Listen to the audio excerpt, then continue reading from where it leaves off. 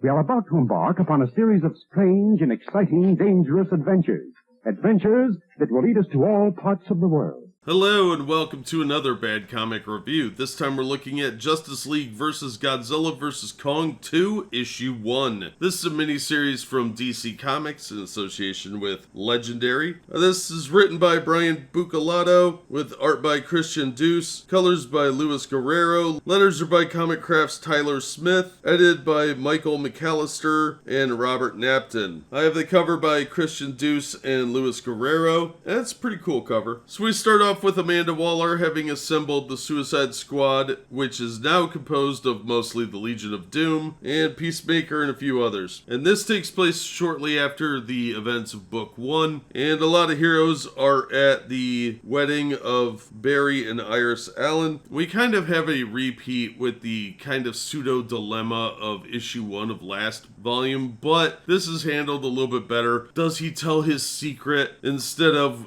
is he going to propose? So there is a little bit of needless drama points that constantly get brought up over and over again. I don't know why that's in here. It's really unnecessary to the plot. Well, the Justice League, with the help of Mr. Terrific, who I guess is in the league, is finding out that there's some kind of shenanigans going on, and that Lex Luthor's suit of armor was activated very briefly, so they know something weird's going on, and they figure out that Task Force X might be involved, and they end up finding a multiversal portal, similar to the one that we saw in Absolute Power. And there's some experimentation going on King Shark. What they don't do is explain very well that this is not happening on the superheroes Earth. This is happening on the Monsterverse Earth. So it's a little confusing at times when they're jumping between planets like that. Well, of course, King Shark gets the attention of Godzilla, and the superheroes, meanwhile, are showing up on Skull Island. And it looks like there's going to be a little bit of shenanigans going